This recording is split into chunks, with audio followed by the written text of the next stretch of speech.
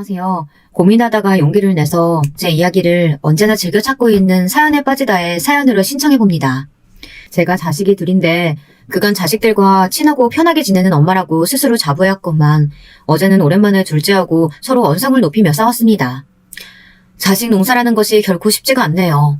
세상에 그 어떤 것보다도 제 마음대로 안 되는 게 바로 제 배로 낳은 제 자식들 같습니다. 제 친정엄마의 심정을 이제서야 조금은 알 것 같달까요?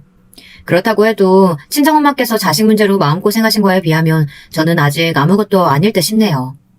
제가 지금처럼 눈가에 자글자글한 주름이 잡히기 이전의 일이었습니다. 저는 남편과 우연히 만남을 가졌다가 그대로 연인으로 관계가 발전하였고 서로 잘 맞아서 시간이 지나자 결혼까지 꿈꾸게 되었습니다. 사실 저는 남편 말고 다른 남자를 주선받기로 했었어요. 그건 남편도 마찬가지였는데요. 상황이 기가 막히게 꼬이게 되면서 잘못 서로를 만났던 거죠. 잘못된 만남이 불러온 특별한 인연이었어요. 그래서 저와 남편은 더욱 서로에게 급속도로 빠져들었던 것일지도 모르겠습니다. 하지만 시댁에서 저는 환영받지 못했어요. 우선은 시어머니께서 저를 마음에 안 들어 하셨거든요. 네 동생은 그렇다 쳐도 너는 장남인데 이러면 안 되지. 네가 집이 있고 땅이 있는데 그렇게 잘난 사내가 만나서 결혼하겠다는 여자가 고작 저런 거야? 우리 집안 장남이 나를 이렇게 실망시켜도 되는 거니? 어머니, 대체 무슨 말씀하시는 거예요? 제가 집이 어디 있고 땅이 어디 있어요. 제가 모르는 부동산이 갑자기 생겨있나 보죠. 왜 없어? 넌 장남이니까 이 집이 훗날 네 집 되는 거고 그리고 조상 땅인지 나발인지 아는 거 왜 그거 있잖아. 저는 또 무슨 말씀하시나 했더니 그런 거였어요? 어머니하고 아버지 집이지 이게 어떻게 제 집이에요. 그리고 그 땅 저희 집에 몫이 떨어질지 장담도 없는데 완전히 기약 없는 이야기인데 그걸 두고 제 땅이라뇨. 그건 아예 말장난도 안 됩니다, 어머니. 진짜 이러실 거예요? 그게 아니라 너는 왜 나한테 화를 내고 그러니? 내가 이 이야기까지는 안 하려고 했는데 걔는 어쨌든 아니올시다야. 왜냐면 우리 지역 최고 무당이 정확하게 그렇게 말씀을 하셨다니까. 그러니 어쩔 수 없는 일이야. 뭐라고요? 무당? 어머니 설마 또 그 무당한테 찾아가서 돈 갖다 바치신 거예요? 제가 여태까지 제발 그런 짓 좀 하지 마시라고 간청드린 것까지만 해도 10번은 더 될 겁니다. 그 무당이 대관절 뭐길래 제 결혼을 반대한다는 겁니까? 무슨 상관이 있어서요? 너 그거 그렇게 가벼이 여길 거 아니야. 내가 예전부터 그랬잖아. 그 무당 덕분에 내가 옛날에 큰 화를 당할 뻔했던 걸 면했다고. 보통 용하신 분이 아니야. 네 누나 늦게 결혼한 거랑 결혼하자마자 임신할 것도 그 무당이 기가 막히게끔 다 맞히셨다니까? 시어머니께서 저를 반대하시던 큰 사유로는 두 가지가 있었습니다. 첫 번째로는 바로 무당 때문이었죠. 동네에서 그 무당을 신봉하는 무리가 있었는데 시어머니께서 그 안에 포함되어 있었답니다. 그 무리는 모였다 하면 무당의 용함을 논하였고 각자의 시댁과 며느리 등을 욕해 댔어요. 그런 재미로 명맥을 이어가는 모임이었죠. 참고로 제가 이 모임을 정말로 치가 떨리게 싫어했답니다. 가뜩이나 시어머니께서는 각종 미신을 잘 믿으시고 여러 가지 가문이설에 휘둘리며 쉽사리 흥분하시는 분인데 그런 모임 때문에 시어머니의 특성이 더욱 활활 타오를 게 분명했거든요. 무당 핑계를 대셨으니 그건 즉 모임분들도 하나같이 저라는 존재를 반대하는 것에 한몫을 내고 계신다는 것이었어요. 저와 남편은 몹시 난감한 상황이었죠. 그때 상황을 단박에 정리하신 분이 계셨습니다. 뛰는 놈 위에 나는 놈 있고 미친 놈이 있으면 더 미친 놈이 있는 법이라고 하시잖아요. 시어머니의 무당 타령을 한 번에 잠재우신 분 바로 다름 아닌 시아버지셨습니다. 이 정신 나간 예패네야. 내가 서문왕한테 생돈 갖다 바치지 말라고 얼마나 더 떠들어줘야 그 기꾼형에 내 얘기가 제대로 박히겠어. 기꾼형을 내가 언제 한번 세게 후벼 파줄까? 그러면 귀가 좀 들리려나? 당신 내가 무당집에 다녀온 거 대체 어떻게 알았어요? 안 들키려고 얼마나 철저하게 행동했는데 물에 빠지면 입부터 가라앉을 우리 집 장남이 말하진 않았을 테고 설마 그 블레시 같은 게 벌써 당신을 포섭한 거예요? 내가 이래서 걔를 며느리로 안 받으려고 하는 거라고요. 맞춤법도 모르면서 포섭이라는 말은 또 어디서 듣고 배운 거야? 하여간 이 옆에 내가 선무당이 사람 잡는 꼬라지를 언제 한번 제대로 보고 당해야 정신을 차리던가. 그때 되면 집안 돈 다 말아먹겠지. 선무당이 개소리 짓거렸다는 것 때문이라도 나는 이 결혼 허락할 거야. 선무당의 개소리는 하여간 전부 다 안 맞을 테니까. 이 양반이 또 술에 정신을 놓으셨나? 그런 것 때문에 장남 결혼 문제를 결정짓는 게 말이나 돼요? 내가 못 살아. 어쩌다 이런 남자랑 결혼을 해가지고 자식을 셋이나 봤는지. 모임에 나가봐도 남자복 가장 없는 여자는 나뿐이야. 갑자기 우는 척을 하고 지랄이야. 서무당 닮아서 거짓 연기하는 걸 배워온 거야 뭐야? 장남 결혼을 서무당한테 맡기는 옆에 내보다는 내가 정상이야. 시아버지께서 그 무당을 질색해 오셨고 그래서 시어머니께서는 눈치를 봐가시며 몰래 모임 생활도 하셨던 건데요. 무당 때문에 제가 반대당하는 것을 아시고 시아버지께서는 반대로 무조건 찬성을 밀어붙이셨습니다. 시어머니께서는 거품 물고 뒤집어지실 전개였죠. 그런데 말씀드렸다시피 이유가 두 개였기에 무당 말고 또 하나 제가 반대를 당하는 이유가 있었는데요. 제가 아주 가난한 친정을 두었기 때문이었습니다. 시집 오면서 땡전 한 푼 없이 몸만 오는 거 아니냐며 시어머니께서는 그것을 저를 반대하시는 근거로 드셨습니다. 시아버지께서는 이것에는 살짝 고심을 하셨는데요. 시어머니의 말씀을 따라서 굳이 이런 조건의 며느리를 들여야 하나 장남은 더 좋은 여자 만날 수 있는 녀석 아닐까 이런 생각을 시아버지께서 하신 것이었는데요. 그때 아주 의외의 인물이 저에게 한 표를 던져주었습니다. 아버지 어머니 뭐 그렇게 어렵사리 돌아가셔요. 그냥 형이 하고 싶은 대로 결혼하게 내비둬요. 평생을 형만은 아우 없다라는 속담 맞는 걸 증명해오면서 살아온 사람이 바로 우리 형 아니겠어요?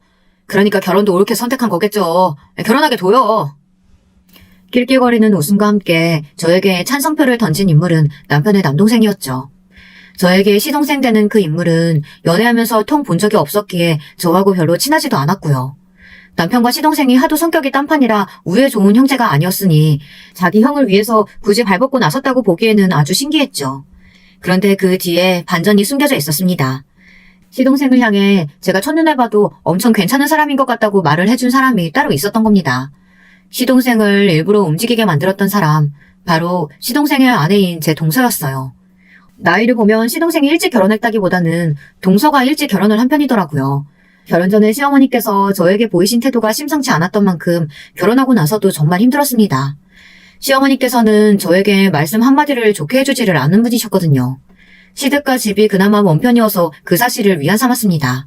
만약에 거리가 가까웠다면 시도 때도 없이 갖가지 핑계를 만들어서 저를 불러내신 후 구박하셨을 거라고 생각하니 모골이 다 송연했습니다. 저도 제법 강단을 부릴 줄 아는 사람이라고 스스로 생각을 해왔건만 시어머니와는 체급이 달랐습니다. 운동 경기를 보면 체급마다 아예 선수들을 분류해 놓잖아요. 70kg 이상은 70kg 이상끼리, 50kg은 50kg들끼리. 마치 그런 것 같았습니다. 무슨 말인가 하면 시어머니와 저의 체급은 아예 다르게 느껴졌다는 겁니다. 초반에는 저도 제가 시어머니와 대적을 해볼 수 있을 것만 같다고 생각했었어요. 하지만 그것이 착각이었음을 얼마 지나지 않았을 때부터 겸허히 받아들였고요. 도저히 일반적인 논리가 안 먹히는 분이셨으니 10번이면 10번 다 제가 손해를 보는 형국이었습니다. 가끔 시댁을 갈 때마다 저는 나무 아미타불, 나는 나무다, 아무 생각도 못하는 나무라서 타격이 없다, 이런 주문을 스스로 외워야 했습니다. 안 그랬다간 시어머니의 논리 없는 무대포 구박에 화병이 걸려 죽을 것만 같았거든요. 남편과 결혼하기로 마음을 먹었던 죄, 찢어지게 가난한 친정을 둔 죄, 이런 죄 때문에 대가를 치르는 거라 여기며 눈물을 참는 나날을 보냈습니다. 그 망할 놈의 모임인지 뭔지 하는 것만 다녀오시고 나면 특히나 며느리들을 쥐잡듯이 하셨죠. 별것 아닌 걸로 생트집을 잡으며 소리를 지르셨고 온갖 잡일도 다 시키셨습니다. 당신의 아들들에게는 못하는 소리를 며느리들에게 다 해대셨죠. 저는 부글부글 끓는 속을 견디면서 한 가지 신기한 점을 발견했습니다. 동서 말이에요. 저보다 나이가 어리기에 금세 친자매처럼 잘 지내보자고 인사를 잘했었고 정말로 잘 지내고 있기는 했었는데 볼수록 신기하더라고요. 분명 겉으로 보기에는 여력이 때문입니다. 잔소리 폭탄 한 번만 맞아도 눈물을 쏟을 것처럼 생겼어요. 말투도 나긋나긋했고요. 목소리도 항상 크지 않았습니다. 좋게 쳐주자면 유쾌한 성격의 시동생과는 대비가 되었죠. 동서는 조용조용했으니까요. 그런데 저는 시어머니 때문에 속이 터질 것 같아 죽을 지경일 때도 동서는 초연했어요. 그게 볼수록 신기했고 친정 부모님도 돌아가셔서 이미 안 계시다고 하던데 도대체 어떤 인생을 살아왔는지 궁금해졌습니다. 동서의 초연한 눈빛은 모르기는 몰라도 인생을 거의 다 살아서 많은 것을 알아버린 그런 눈빛처럼 제 눈에는 보였거든요. 동서에게 어느 날 어떻게 살아왔는지 가장 궁금한 사람이 바로 동서라고 하자 제가 봐온 것 중에 가장 크게 웃었습니다. 제 말이 웃겨서 웃는 거냐고 했더니 그게 아니라 제가 자기에 대해 궁금해하는 것이 즐거워서 그렇다고 했어요. 동서는 저를 처음 봤을 때부터 마음에 들어 했다네요. 무당 이야기를 시아버지께 흘린 것도 그 범인은 동서였던 거예요. 안 그랬으면 제가 시어머니의 반대에 부딪혀 끝내 결혼의 문턱을 못 넘을 것 같아서 그랬다고 했습니다. 제가 그 비화를 듣고 깜짝 놀랐죠. 설마 뒤에서 동서가 그런 일을 행했을 줄이야. 그것보다 저는 결혼 전에 시댁에 들릴 때 동서를 본 적이 없었건만 저를 알았다는 것도 놀라웠죠. 그날 어머님이 멸치 다듬어 놓으라고 시키셔서 저는 다용도실에서 계속 조용히 그것만 하고 있었거든요. 그래서 아마 제가 시댁에 와 있는 줄은 형님이 모르셨던 것 같아요. 저는 아주버님께서 데리고 오셨다는 분이 어떤 분인지 너무 궁금한 나머지 몰래 거실 쪽을 엿봐서 형님을 진작에 확인했었지만요. 어머, 그랬었어? 나는 전혀 몰랐어. 근데 동서, 내가 알면 알수록 의외성이 엄청 많이 보이는 사람이 바로 동서 같아. 본인도 그렇게 생각하지? 어린 시절도 왠지 비범했을 것 같아. 어린 시절이요? 그냥 평범했어요. 그래서 어렸을 때는 집이 무척 행복했던 것 같아요. 어린 시절의 기억이 인생에서 가장 행복했네요. 형님은요? 어렸을 적에도 지금처럼 인상이 사람 좋고 수더분하셨을까요? 에이, 내가 무슨 인상이 그래. 동서, 나 놀리는 거지. 나는 서글프게도 예나 지금이나 친정이 찢어지게 가난했기 때문에 별다른 어린 시절 추억은 없는 것 같아. 배고프고 힘들고 그런데도 부모님께는 투정 부리기 싫었으니까 자식들끼리 똘똘 뭉쳐서 배고픈 걸 잊고자 농당 따먹기나 실없이 해대고 뭐 그런 일상이었지. 거의 매일이 비슷했어. 아, 맞아. 형님은 친정 형제분들이 있으시다고 그랬죠? 오남매시잖아요. 좋겠어요. 너무 부러워요. 아유, 뭐가 부러워. 오남매 전부 성공 못하고 지지부진하게 사는 것도 제주라면 제주야. 동서는 드물게 외동이라서 형제들 많은 집은 상상도 안 되기는 하겠다. 그래도 이제는 나를 친언니처럼 여기는 거 맞지? 나도 동생은 전혀 안 친하고 앙숙이나 다름없는 남동생뿐이라 동서 같은 여동생이라면 언제든 환영이야. 고마워요, 형님. 원래 제가 상당히 무료한 일상을 보내는 사람인데 형님 덕분에 즐거운 줄 알고 삽니다. 배시시 웃는 동서의 얼굴에는 제가 그 너머를 쉽게 들여다볼 수 없는 어떤 영역이 있었어요. 그런 걸 감추고 있는 사람이라는 건 진작 알아보았으나 그 너머로 가는 문을 제가 구태여 두드리지는 않았습니다. 사람마다 각자 고요해서 어디론가 흐르지도 않는 호수 하나쯤은 마음속에 품고 사는 것이라고 여겼으니까요. 비록 괄괄한 성격의 시어머니, 술을 사랑하시는 시아버지, 능글거려서 친해지기 어려운 시동생, 명절 때만 보는데 그때마다 인상 쓰고 있는 시누이, 시댁 식구들은 모두 만만치 않았고 속이 끓을 때가 많았으나 동서가 있어서 견딜만 했습니다. 동선에는 시댁과 근처에 살았거든요. 그래서 시댁에 가면 거의 매번 동서를 볼 수 있었죠. 동서는 일주일에 2번 정도만 아르바이트를 하며 지냈습니다. 다른 날들은 모두 집안일을 하고 시댁 일을 했죠. 시댁에 봉사하며 사는 걸 아니까 벌이가 썩 좋지 않은 시동생도 굳이 동서에게 일을 하라거나 말하진 않는 것 같더라고요. 시어머니께 항상 당하고 사는 것 같아도 기색은 늘 추연했던 동서는 돈을 그렇게 적게 버는데도 늘 돈 얘기가 나올 때 무덤덤한 모습을 보여 저를 또 한 번 놀래켰던 것 같아요. 돈을 못 벌어도 저렇게 의연한 동서의 모습이 좋아 보였죠. 그리고 동서는 항상 자기를 높게 쳐주는 제가 신기하다고 했습니다. 평생 살면서 남들에게 좋은 점수를 받아본 역사가 없었는데 제가 처음이라고 했죠. 저는 동서를 저평가해온 사람이 오히려 신기한 종자들이라고 생각을 했었네요. 남편과는 잘 지냈어요. 서로가 꽤 잘 맞는 상태였습니다. 결혼 생활도 평탄하게 이어갔고요.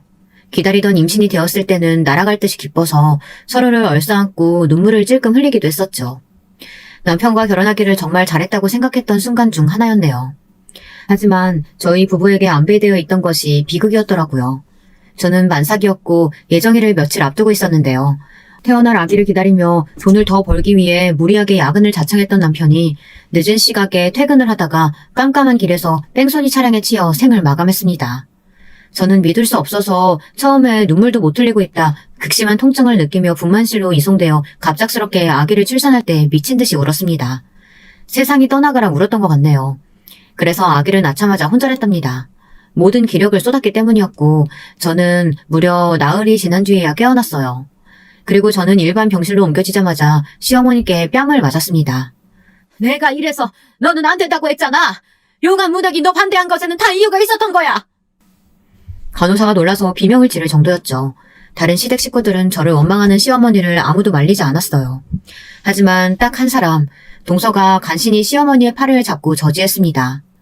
시어머니께서 몸부림치시는 바람에 동서는 바닥을 나뒹굴었으나 그래도 꿋꿋하게 일어나서 다시 시어머니를 말리더라고요.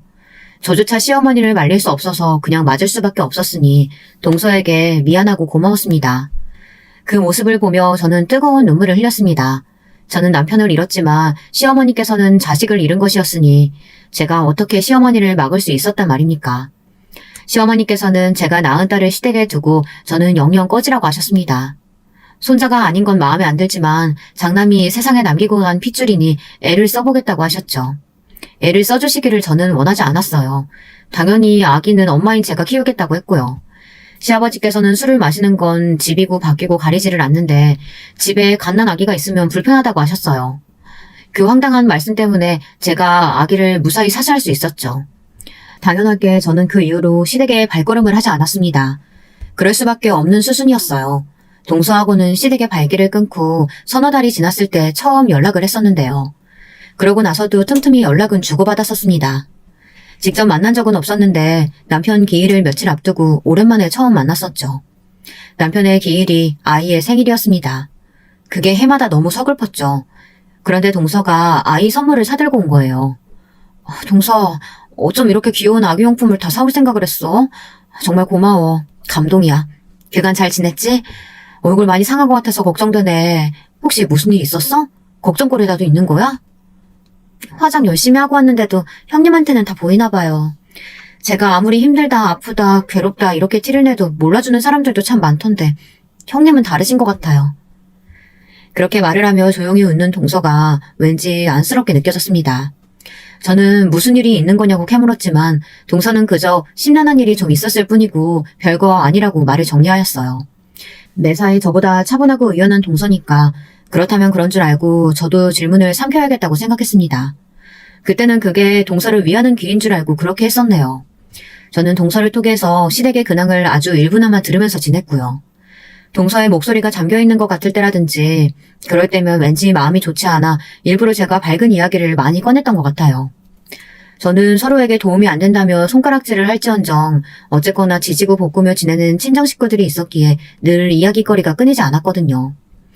동서는 희한하게 제 친정 식구들 이야기 듣는 걸 좋아했어요. 그 중에서도 특히 제가 형제들과 아웅다웅하며 자라온 유년 시절의 이야기를 참 좋아했죠. 남들에게 말하기 창피할 정도로 찢어지게 가난했던 집안이었고 굶주린 일화들이 대부분이었는데도 동서는 늘 재미있게 잘 들어주었어요. 마치 동화를 듣는 것 같은 기분이라는 말도 했던 듯 싶습니다. 하지만 저에게는 동서야말로 동화 같은 사람이었던 것 같아요. 왜냐면 제가 아무리 꾹꾹 누르고 숨기며 산다고 해도 남편을 잃은 슬픔은 예고 없이 울컥 솟아올라 저를 괴롭혀댔는데요. 그걸 애써 모른 척하면서 무리하게 일을 하다 크게 알아놓은 적이 있었어요. 마음의 병이라고 해야 할지 원인도 몰랐어요. 그냥 가슴이 뜨거웠고 머리가 아팠으며 기력이 없었죠. 돈 나갈까봐 병원 신세를 지는 것도 무서웠고요. 작은 새언니가 그때 여력이 되는 때여서 제 아이만 잠시 돌봐달라고 맡긴 후 저는 집에서 혼자 끙끙 앓아 누웠다가 다 낫지도 않은 상태에서 억지로 일을 나간 뒤 더 크게 앓아 눕는 것을 반복했습니다. 이러다가 미련하게 병을 키운 것이었죠. 끝내 병원에 가게 되었는데 면역 질환의 일종에 걸려버렸습니다. 절대로 무리하지 말고 한동안 요양만 하면서 삼시세끼 보양식을 챙겨 먹어야 그나마 빨리 털어낼까 말까라고 그랬어요. 앞이 까마득했죠. 미천 하나 없는 여자가 아이 혼자 키우면서 일하는 건 진짜 어렵더라고요. 주어진 상황 자체도 힘든데 주변의 시선 역시도 따라왔으니까요. 이런 것들까지 복합적으로 겹치면서 심적으로 너무 괴로웠습니다.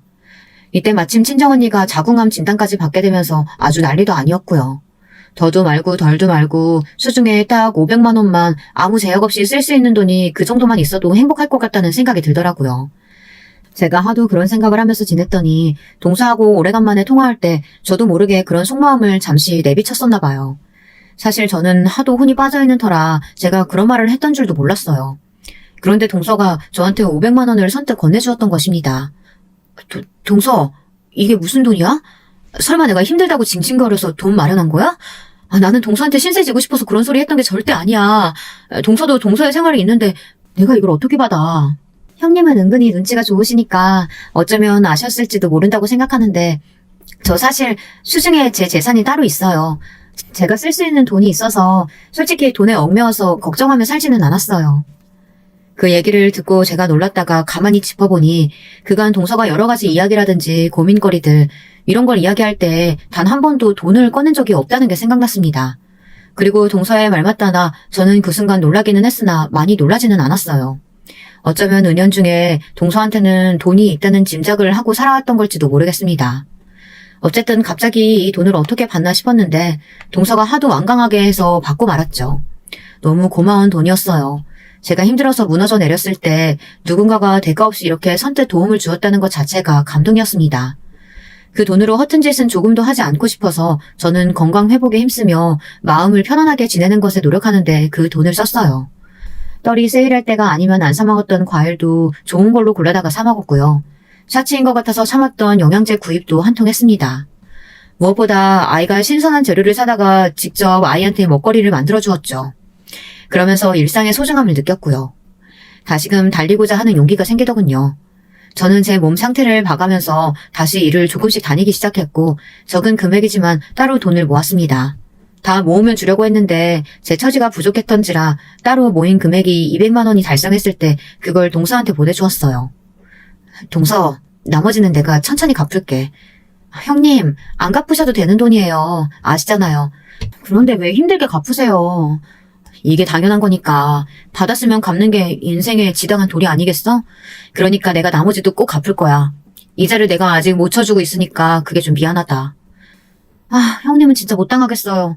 어떻게 이자 생각까지 하셨어요? 하지만 원금이면 모를까 이자는 절대로 안 받을 거예요. 이건 진심이에요. 동서의 목소리에서 어마어마한 고집이 느껴지는걸? 이자 내는 것도 쉽지 않겠어. 아, 혹시 돈으로 받기 싫으면 다른 걸로 내가 이자 낼게. 여태까지 나만 동서한테 내 이야기 주저주저 많이 떠들었으니까 이번에는 내가 동서의 숨겨진 이야기 들어줄래. 어때? 그건 오히려 저한테 손해인 거 아니냐고 따져묻고 싶은데 그럴 수가 없겠네요. 저는 제 이야기를 듣고 싶어하는 사람은 세상에 아무도 없을 거라고 생각해서 과거를 가슴속에만 묻고 살아왔거든요. 제 지난 이야기 형님은 진심으로 듣고 싶으세요? 물론이지. 내가 예전에도 한번 그랬었잖아. 어떤 인생 살아왔는지 내가 가장 궁금한 사람이 바로 동서라고. 저는 그날 차마 알지 못했던 동서의 이야기를 들었습니다. 아주 한참이나 베일에 가려져 있던 동서의 친정 이야기를 접할 수 있었죠. 유쾌한 호기심으로 가득 찬 채 이야기를 듣기 시작했던 저는 어느새 싸한 가슴을 아는 채로 동서의 목소리에 귀를 기울였던 것 같아요. 다 듣고 나니까 정말 많은 생각이 들고 있었죠. 대체 사람은 저마다 얼마만큼의 이야기들을 감추며 살아가는 걸까? 이런 깊은 궁금증도 들었고요. 이틀 정도는 동서의 이야기를 곱씹느라 밤에 잠도 설쳤습니다. 선뜻 동서에게 다시 먼저 연락을 해볼 엄두가 나지 않았어요. 참으로 못나게도 제 그릇이 딱 그 정도였던가 봅니다. 그리고 며칠 뒤 동서에게 연락을 해보려고 마음을 먹었던 날 저는 연락 한 통을 받게 되었습니다. 동서가 세상을 떠났다는 부고였어요. 귀가한 직후 연락을 받은 저는 거실에서 쓰러져 통곡을 하였습니다. 지난 며칠이 미친 듯이 후회되어서였죠. 왜냐하면 동서는 스스로 생을 마감했기 때문입니다. 만약에 제가 먼저 연락을 했었다면 동서가 그런 선택을 안 했을지도 모른다는 생각에 정말 미칠 것만 같았어요. 수년간 친하게 잘 지내놓고서 동서에게 많은 도움을 받아놓고서 정작 저는 동서를 끝끝내 잘 알지 못했으며 동서를 도와주지도 못했다는 생각이 들었습니다. 동서의 마지막 가는 길은 조촐했고 단촐했으며 조용했습니다. 마치 생전에 동서가 고요하게 짓던 미소처럼 꼭 그랬습니다. 시동생은 충격에 빠진 건지 말수 많던 사람이 내내 입을 꾹 다물고 있었고요.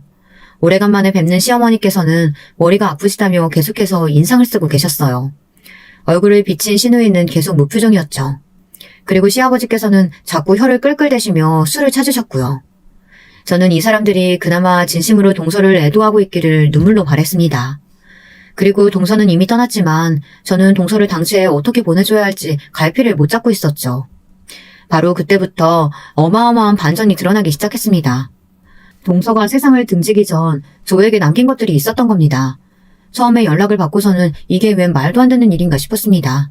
제가 생전에 연을 둔 적이 없던 법조계 분이 저에게 연락을 주신 것도 갑작스러웠는데 동서가 저에게 남긴 것을 확인하자 이게 현실이 맞는지 의심까지 들더라고요. 네? 제 동서가 제 앞으로 재산을 남겼다고요? 그걸 세상 떠나기 전에 미리 다 준비를 해놨었다뇨. 저는 동서가 충동적으로 그렇게 떠난 줄만 알았는데 그럼 그게 아니라 아예 떠날 다짐을 다 해놓고 신변 정리를 해왔다는 거잖아요. 게다가 이 막대한 재산은 다 뭐예요? 저는 기쁨보다 앞선 충격으로 머리를 감싸쥐었습니다. 저는 가난하게 자라왔고 배움 역시도 짧은 사람이었어요. 동서에 일전에 저와 만났을 때 무슨 서류를 보여준 적도 있었고 저에게 사인을 하라고 한 적도 있었습니다. 하지만 저는 그게 제가 받은 500만 원에 대한 서류일 거라고 막연하게 그런 짐작만 해서 그게 어떤 것들인지 들여다볼 생각조차 못했어요. 또한 동서가 어째서 그런 복잡한 서류들을 꿰고 있으며 지니고 있는 것인지 궁금해하지도 못했었죠. 제가 아니랬고 바보였던 거예요. 멍청하게 군 결과 동서를 떠나보내고 말았죠. 막대하다 못해서 아예 실감조차 안 나는 200억에 이르는 재산을 보고 구슬프게 울기나 하고 있었습니다. 저는 동서에게 친정 이야기를 들어서 알고 있었죠. 어째서 동서가 이토록 많은 재산을 가지고도 마음속에 깊은 우울과 공허를 떨쳐내지 못했는지 짐작도 가능했고요. 사실 동서는 외동이 아니었습니다. 친정 오빠가 원래는 있었다고 해요. 나이 차이가 많이 나는 그 친정 오빠 때문에 동서의 집안은 쑥대밭이 되었던 것이고요. 동서의 친정 오빠는 자라면서 점차 이상한 말과 생각을 자주 하는 사람이 되어갔다고 해요. 그런 특징 때문에 고등학교 때 학교에서 심한 왕따를 당했던 것이 직격타였다고 하는데 정확한 건 모르겠다고 들었습니다. 그 친정 오빠는 대학을 무려 3수를 했었다네요. 그 3년이 동서에게는 지옥이었죠. 아, 시끄러워. 너 방금 숨소리 너무 크게 냈잖아. 너 때문에 문제 하나 날렸어. 오늘 공부 다 망쳤다고. 어떻게 책임질 거야? 짜증나 미치겠네. 동서가 집에서 약간의 소문만 내도 친정오빠는 마치 미친 사람처럼 발작을 해댔습니다. 덩치가 아담하고 많은 체질인 동서에 반해 그 친정오빠는 체형이 뚱뚱했다네요. 손발도 컸고요.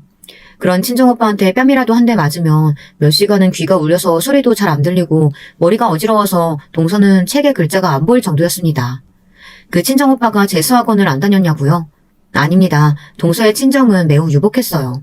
그래서 동서의 친정 부모님께서는 정말 하실 수 있는 지원은 다 해주셨어요. 그런데 가끔가다 그곳이 숨막힌다고 하면서 그 친정오빠가 집에 막무가내로 왔던 겁니다. 집에 오면 반드시 그런 예민함을 드러냈었고요. 동서는 예민한 그 친정오빠에게 맞고 살면서 눈치를 보게 됐고 조용히 하는 법을 익혔고 소극적인 성격이 되어갔다고 합니다. 그 친정오빠가 집에 있을 때면 마음대로 웃는 것조차 못하는 자기 처지가 서러워서 동서는 슬펐다고 해요. 자기 오빠가 미웠기 때문에 성공하지 못했으면 이런 바라는 마음도 솔직히 있었지만 그건 아주 얄팍하게 작은 마음이었을 뿐 무조건 성공해서 좋은 대학에 들어가기를 바랬다고 합니다. 친정 부모님이 불쌍해서 그랬다죠. 하지만 결론만 먼저 말씀드리자면 그 친정오빠는 서울 소재의 중상위권 이상의 대학에 들어가는 것에 실패했습니다. 처음 재수 생활을 시작했었을 때는 의대를 목표로 하겠다고 헛소리를 했었는데 그건 진짜로 헛소리였던 것이죠. 어림도 없는 이야기였다네요. 동서의 친정 부모님께서는 절망적인 삼수 결과에 실망을 하시면서도 괜찮으니까 지방의 탄탄한 대학 아무 곳이라도 가면 될 일이라고 하셨습니다. 하지만 그 친정오빠는 기상천외한 반응을 보였죠. 지방? 지방의 아무 곳? 아무 대학? 아빠 엄마는 나를 고작 그 정도로 보시고 있다는 거죠? 나는 버리는 자식이라 이거잖아요. 네, 잘 알겠습니다. 어차피 버림받은 자식이니까 뜻대로 안 살아드릴게요. 그딴 지방대학? 공짜로 다녀달라고 그쪽에서 저한테 절을 해도 안 가요. 나는 그런 데나 다닐 인재가 아니니까.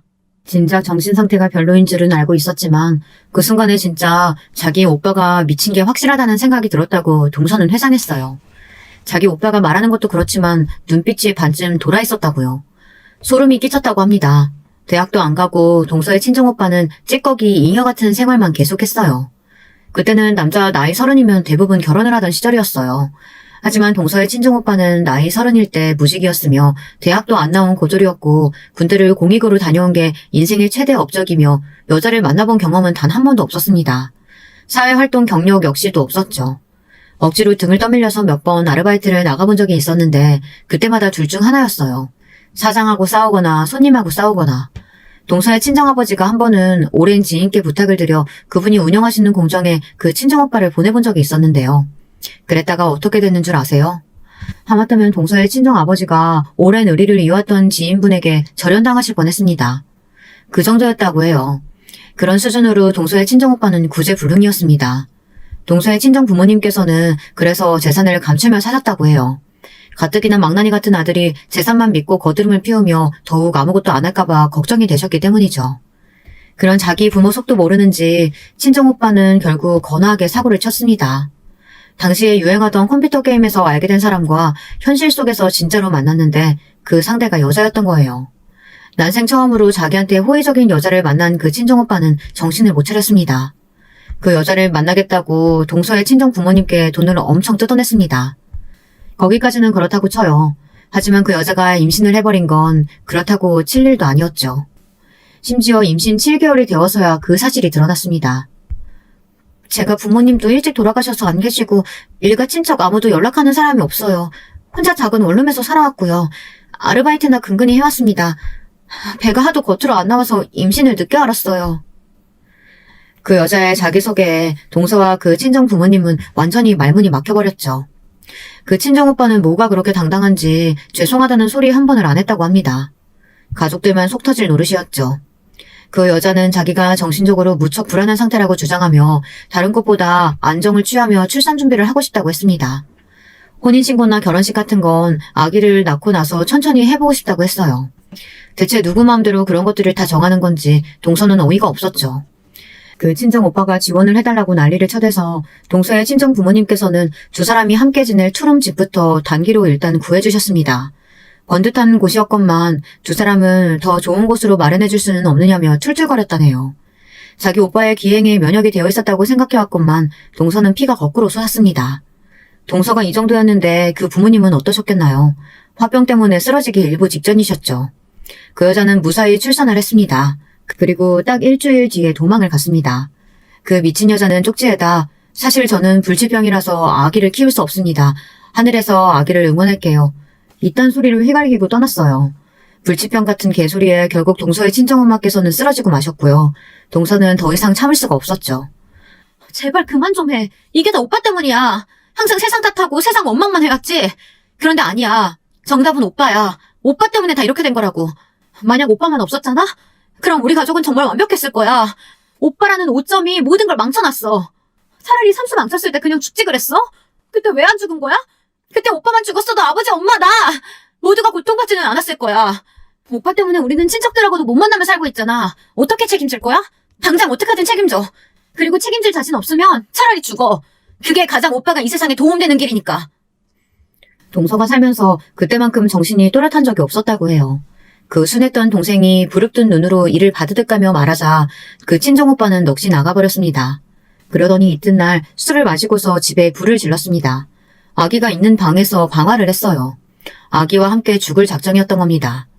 동서의 친정아버지께서 귀가하시다 현장을 보셨고 몸을 던져 아기만이라도 구하려고 하셨지만 이미 늦은 뒤였죠. 연약했던 어린 생명은 숨을 거두었고 파란만장했던 그 친정오빠의 삶도 마감했죠. 병원 생활을 하고 계셨던 동서의 친정엄마께서도 이 소식을 듣고 오열을 하셨고요. 건강 상태가 급속도로 더욱 악화되었습니다. 화재 현장에서 많이 다치셨던 동서의 친정아버지께서는 후유증을 앓다가 돌아가셨습니다. 몇 달 후 동서의 친정엄마께서도 숨을 거두셨고 이때 동서의 나이 고작 22살이었어요. 저는 여기까지만 동서의 입에서 직접 들어 알고 있었으나 친정의 재산을 물려받은 것도 그 시점이었다는 건 이제야 알게 된 바였습니다. 도저히 충격이 가시지 않던 저에게 또 하나 놀라운 반전이 날아들었습니다. 동서가 저에게 남긴 유서가 따로 있었던 건데요. 죽기 전에 저희 집 주소로 따로 붙였던 그 유서에는 상상도 못했던 전말이 담겨 있었습니다. 시동생, 인상부터 한량 갖고 날티가 나더니 역시나 그랬었나 보더라고요. 동서를 두고 상습적인 바람을 피워왔다고 했어요. 자기가 편하게 바람을 피우고 싶기 때문에 동서한테 일부러 돈 벌러 나가라는 찍소리 한 번 안 한 거라고 하더군요. 동서는 시동생이 바람을 계속 피워대는 걸 알고 한 남자의 아내로서 자존심과 자존감이 동시에 박살났다고 했습니다. 심적으로 힘든 동서를 시어머니께서는 쉬지 않고 괴롭히셨고요. 심지어는 시동생이 바람을 피운다는 걸 알면서도 시어머니께서는 너는 집에서 밥이나 안 치고 살면 된다고 동서에게 거듭 강조하시며 윽박을 지르셨다고 합니다. 걸핏하면 동서의 뺨을 때리거나 발로 차기도 했으며 모욕을 주는 건 숨쉬듯이 자주 했다고 해요. 시어머니께서는 제가 남편과의 사별 이후 시댁의 발길을 끄는 이후로 더욱 악랄해지셨던 겁니다. 동서가 당한 일들을 읽으며 피가 거꾸로 솟고 있는데 시아버지의 대목에서 저는 가장 끔찍함을 느끼며 분노로 두통까지 앓았습니다. 술을 사랑하셨던 시아버지께서는 나이가 들어가심에 따라 술에 취하면 천지분간을 못하게 되셨는데 그러면서 시댁에 들렀던 동서를 향해 몹쓸 손길을 뻗치기도 하셨던 겁니다. 수치심을 느낀 동서는 살 의욕을 못 느끼게 되었고 이렇게 살아봤자 뭘 하겠냐며 죽음을 준비하게 되었던 겁니다. 형님이 갚아주신 200만 원은 제가 살면서 손에 쥐어본 돈 중에 유일하게 저를 행복하게 만든 돈이었어요. 200만 원으로 저에게 주신 행복, 그 값으로 200억을 형님께 드리고 떠납니다. 저는 가지고 있어봤자 단 한순간도 행복해본 적이 없던 돈이에요. 부디 이 돈으로 저 대신해서 그 사람들에게 복수해 주시겠어요? 제가 마지막으로 부탁드려요. 저에게 망설일 이유 따위는 존재하지 않았습니다. 동서가 떠난 날짜부터 3개월을 꼬박 깊은 슬픔으로 경건하게 애도의 기간을 가진 저는 움직이기 시작했어요. 복수의 때였습니다. 돈의 힘이란 대단하더군요. 전문가들을 수족처럼 부릴 수 있으니 말입니다. 사람을 써서 알아보니까 시동생에게는 정말로 여자가 있었는데 동서가 세상을 떠나기 전부터 만남을 이어왔던 한마디로 상간녀였어요. 웃긴 건 그 상간녀 이전에 또 다른 상간녀들도 있었고요. 시동생 놈이 아주 말종이었던 거죠. 상간녀가 성미가 급하고 귀가 팔랑거리는 사람이라는 정보를 입수했습니다. 그래서 상간녀에게 시동생이 마치 동서를 직접 죽인 것처럼 그걸 슬쩍 고발한다는 취지의 내용을 적어 익명으로 보냈습니다. 동서는 억울하게 스스로 생을 마감한 것처럼 포장된 것이지만 실상은 다혈질인 시동생이 사건을 벌인 것이라고 적혀 있었는데요. 그걸 보고 상간녀는 경악을 했죠. 한편 시동생에게는 상간녀가 다른 남자들을 여러 동시에 만나는 것처럼 증거를 조작해 꾸민 뒤 익명으로 소포를 보냈습니다. 시동생은 눈이 돌아가서 상간녀에게 어떻게 된 거냐고 무섭게 따져댔죠. 그러자 상간녀가 어떻게 했냐면 도망갔습니다. 폭발한 시동생을 보면서 정말 이 남자라면 자기 아내를 처리하고도 남았을 거라고 생각한 모양이었죠. 짐을 싹 다 챙겨서 아예 잠적했어요. 동서가 지고지순한 여자라서 골랐다고 했던 시동생은 소유욕 같은 게 강한 남자였습니다. 상간녀가 사라지자 분노했는데 그때 맞춰서 제가 돈으로 준비한 꽃뱀을 보내주었어요. 예쁘지는 않아도 청순하고 여리여리한 여자였죠. 그리고 시동생의 비위를 잘 맞추며 무조건 숙여주는 미덕도 지니고 있었습니다. 불안정한 상태였던 시동생은 그런 꽃뱀에게 즉각 넘어갔어요. 금세 홀렸죠. 그리고 연기력이 끝내주는 꽃뱀의 온갖 거짓말에 다 넘어가서 돈을 다 뜯겼습니다. 돈도 잃고 배신까지 당한 시동생이 절규하던 모습 어찌나 볼만했는지 몰라요. 시동생이 자기 발등 찍으며 자멸하는 동안 그 모치는 뭘 하고 계셨냐고요? 한바탕 솟고 계셨습니다. 시어머니께서 그렇게나 맹신하시던 무당 제가 찾아가 봤어요. 그리고 돈으로 매수했죠. 대단한 무당이니 어쩌니 해도 결국 돈 앞에서 눈이 돌아가더군요. 돈을 받은 무당은 시어머니에게 엉뚱한 소리를 해댔습니다. 집에 부정한 기운이 내려앉았으니 당장 재산을 다 처분해야 한다고 했죠. 네? 지금 재산 다 처분하면 내년 그리고 내후년에 2배, 3배 그 재산이 돌아올 거라고요? 다른 사람한테 말하면 큰일 난다고 무당은 입조심을 강조했고 시어머니께서는 더욱 그 엉뚱한 소리에 진심으로 빠져드셨습니다. 아무한테도 알리지 않은 채 재산을 슬그머니 하나 둘 처분하셨죠. 저는 시아버지께 익명의 제보를 드렸습니다. 시어머니께서 무당한테 홀려 전 재산을 날리는 중이라는 내용이었죠. 시아버지께서는 당연히 크게 분노하셨는데 만취하신 채였습니다. 왜냐하면 시아버지께 계속해서 지독하게 독한 양주를 선물로 보내드리고 있었거든요. 값비싼 양주를 보신 시아버지께서는 눈이 돌아가셔서는 술 드시는 걸 멈추지 못하셨습니다. 독한 술에 취해 계셨던 시아버지께서는 이성을 잃고 시어머니를 때리셨어요. 이 빌어먹을 옆에 내가 기어이 무당 때문에 재산을 말아먹어? 이웃의 신고로 경찰이 도착했을 때까지도 시아버지께서는 정신이 반쯤 나가신 채로 시어머니를 때리고 계셨다고 합니다. 시어머니께서는 경찰이 오자 이제 살았다고 하시며 얻어 터지신 채로 무리하게 움직이셨다 맞아서 아팠던 다리 때문에 크게 넘어지셨는데요. 그러면서 턱을 엄청 다치셨어요. 애초에 턱을 맞으셨기도 했고요. 그래서 몇 달 동안 아무 말씀도 못하고 치료만 받으며 사셨습니다. 그렇게나 시끄럽게 떠드셨던 분이 턱을 다쳐서 식사도 거의 못하시고 가만히 지내셨다는 게 정말 믿기지 않을 만큼 우스운 일이었죠. 고주망태가 되신 시아버지께 일부러 상황을 만들어 범죄를 유도한 건 아주 쉬운 일이었습니다. 돈으로 섭외해둔 슈퍼 주인이 일부러 티가 나게 자리를 비우며 딴청을 피우자 시아버지께서는 술을 품에 넣고 슬쩍 계산 없이 나가버리셨죠. 그걸 2번이나 반복하자 시아버지께서는 경계를 아예 푸셨고요. 술에 항상 쩔어 계셔서 판단력이 흐려진 머리로 아주 대범하게 행동하셨습니다. 야간에 침입해서 3번째로 또 술을 훔치셨던 건데요. 당연히 딱 걸렸죠. 일전에 훔쳤던 것들까지 전부 다 걸렸어요. 일부러 덫을 놓은 것이었으니까요. 시아버지께서는 합의를 노려보실 돈도 없으셨고 저에게 미리 섭외된 슈퍼 주인은 당연히 합의 의사가 없었습니다. 그 결과 시아버지께서는 실형을 살게 되셨습니다. 집안 자체가 아예 폐가망신되었어, 동서. 하늘에서 조금은 후련해하고 있는 거야? 대답을 들을 수 없다는 게 정말 아쉽다. 동서, 나 앞으로 잘 살아볼게. 그게 동서한테 속죄하는 길이고 동서가 나한테 바라는 것일 테니까. 거액을 제가 다 쓰겠다는 욕심 따위는 애초에 가지고 있지 않았습니다. 복수를 한 뒤 그들이 모두 고통 속에서 나뒹구는 것을 확인하자마자 저는 준비를 시작했어요. 알아보고 준비하는 것에 한참 걸렸으나 어쨌든 동서의 이름으로 장학재단을 만들 수 있었습니다. 그곳을 통해 저는 기부를 하게 되었고요. 이렇게 동서의 이름이 뜻깊게 남아서 좋은 취지로 돈이 쓰이게 되었다는 것이 무척 다행이라고 생각합니다. 잘한 결정이라고 내내 그렇게 여기면서 살아왔답니다. 여러분, 두 번째 사연 시작하기 전에 좋아요, 구독 꼭 눌러주실 거죠? 그럼 두 번째 사연 지금 시작합니다. 안녕하세요. 저는 어느덧 40살을 바라보고 있는 대한민국의 평범한 여자입니다. 오늘은 여러분들의 사연을 듣다가 시댁과의 기막힌 에피소드를 저도 한번 꺼내보고 싶어 이 글을 쓰게 되었네요. 저는 경기도에서 태어나 쭉 살아온 평범한 사람입니다. 아버지는 구급 공무원으로 공직 생활을 하셨고 어머니는 살림을 알뜰살뜰 꾸리시는 가정주부셨습니다. 당연히 외벌이 공무원 집이었기 때문에 그다지 금전적으로 넉넉하지 못했습니다. 그래도 항상 성실하게 월급을 어머니께 가져다 주시는 아버지 덕분에 저와 남동생, 엄마, 아빠, 우리 네 식구는 화목하게 잘 살아왔어요. 다만 자라면서 아쉬웠던 점은 자매가 있는 친구들이었습니다. 저는 특히 언니보다는 여동생이 있는 친구들이 부러웠어요. 여동생이 있어서 미주알 고주알 모든 일을 함께하고 이야기를 나누면서 지내는 친구들이 한없이 부러웠죠. 남동생은 너무 말이 없어 재미가 없었거든요. 그렇지만 그것 말고는 제 생활에 나름 만족하면서 학창시절을 보냈던 것 같아요. 나이가 들고 고등학생이 되자 저는 제 진로 고민을 시작했습니다. 뭘 하고 싶은지 정확하게 정해놓은 것이 없이 공부만 하다 보니 막상 고3이 되자 너무 고민이 되더라고요. 앞으로 어떤 직업을 가지고 어떤 삶을 살아야 할지 제 스스로 학교를 벗어나 제 삶을 결정한다는 게 굉장히 어려운 선택으로 느껴졌죠. 그러다 문득 제가 아버지를 존경하고 있다는 것을 깨닫게 되었습니다.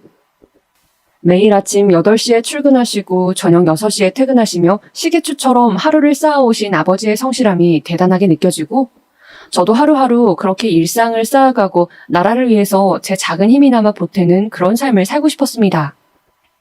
다행히 성적이 나쁘지 않아서 요즘 말하는 인서울대학을 진학하려고 하는데 고3 담임 선생님께서 그러시는 거예요. 근데 수영아, 나중에 공무원이 되고 싶다고 했지? 혹시 경찰 공무원은 어떠니? 네? 경찰 공무원이요? 어때? 평소에 리더십 있고 성실한 모습을 보면 좋은 경찰이 될 수 있을 것 같은데 한번 고민해보지 않겠니? 경찰, 저는 경찰도 공무원이라는 생각을 해본 적이 없었어요. 그렇게 생각해보니 체육 시간에 주장을 맡아 경기를 승리로 이끈 적도 있었고 경찰에 대한 로망도 가지고 있었어요. 이 길이 꽤 저한테 맞을 것 같은 생각이 들더군요. 그렇게 저는 경찰 행정학과를 진학하게 되었습니다.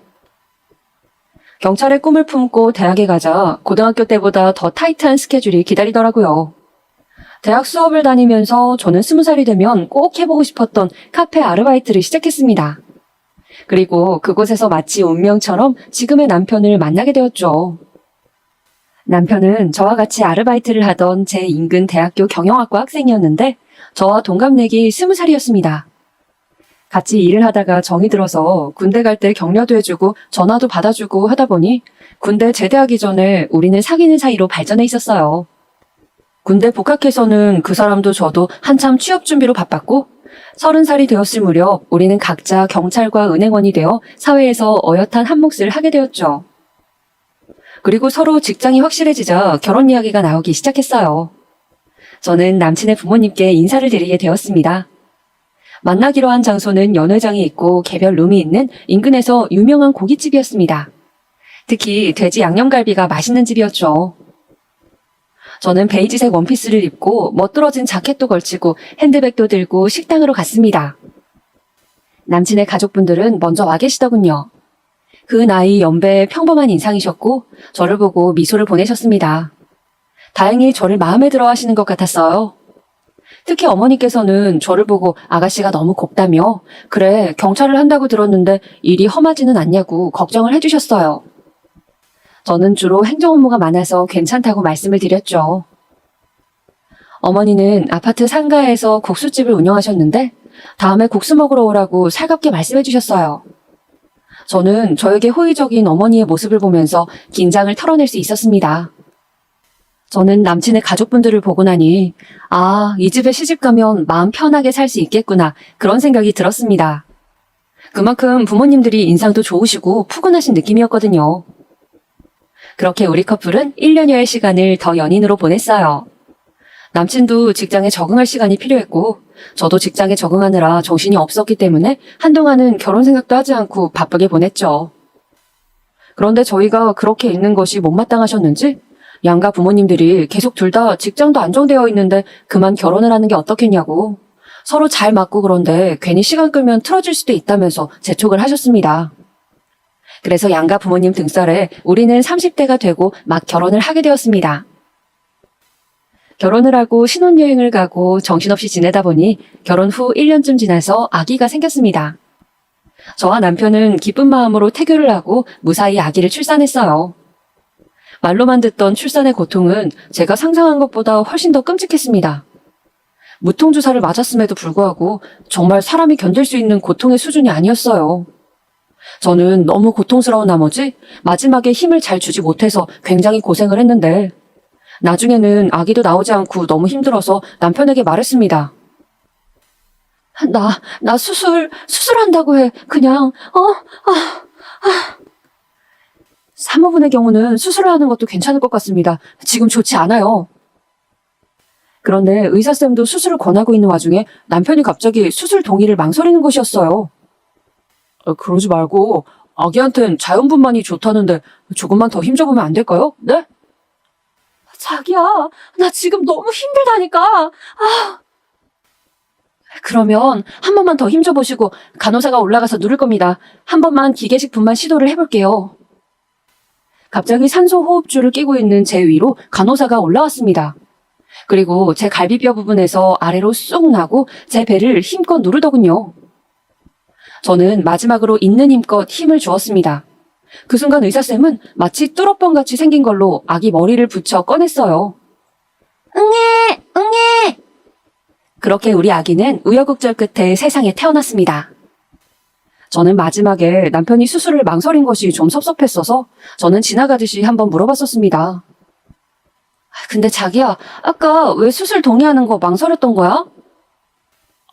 그게 실은 엄마가 점을 보시는 용한 점집이 있는데 우리 아기가 자연분만하고 수술을 할 때 팔자가 많이 달라진다고 해서 무조건 자연분만해야 된다고 했나 봐. 아기한테 수술해서 태어나면 되게 안 좋다고. 그래서 그랬지. 저는 그 말을 듣고 너무 섭섭했습니다. 저는 점을 믿지 않았거든요. 그러니까 지금 점쟁이 말을 듣고 제가 정말 아파서 뒤로 넘어갈 지경이 되었는데도 수술을 망설였다고 하니 어이가 없기도 하고 잘못하면 내가 죽을 뻔했구나 싶기도 했습니다. 어머니가 그렇게 맹신하는 점집이 있다는 것도 마음에 많이 걸렸고요. 왜 무당말을 너무 믿으면 하나부터 열까지 그 무당이 시키는 대로 다 하잖아요. 그런 게 앞으로 살면서 계속 있을 것 같은 느낌이 들었기 때문이죠. 아니나 다를까 어머님 때문에 저는 희한한 것들을 해야 했어요. 대출을 잔뜩 끼고 결혼 3년 차에 집을 샀는데 어머님이 또 그 점집에 가서 들은 대로 처음 집에 들어갈 때 동전을 동서남북으로 던지고 한 번씩 절을 해야 한다고 하셔서 그런 이상한 의식도 해야 했고, 또 아기 이름을 지을 때도 제가 생각했던 짓고 싶은 이름을 짓지도 못하고 점쟁이가 말한 이름 중에서 골라야 했습니다. 생각보다 어머님의 맹신은 강력했어요. 해마다 새해가 되면 그 점집에 가는 게 연례 행사이셨고 집안에 어떤 우환이라도 있으면 점괘에 무조건 의존하시더군요. 성당을 꾸준히 가진 않지만 고등학교 때 천주교재단 학교를 나와 세례를 받은 저로서는 마음속에 항상 천주교 신자라는 생각을 품고 있기에 더욱 어머님의 행동은 이해가 되질 않았습니다. 그렇다고 어르신에게 이래라 저래라 할 수도 없는 노릇이어서 저는 적당히 어머님이 꼭 하라고 강조하는 것은 좋은 게 좋은 거라고 하는 신용이나마 하고 어지간하면 점집 이야기는 못 들은 것으로 하기로 했습니다.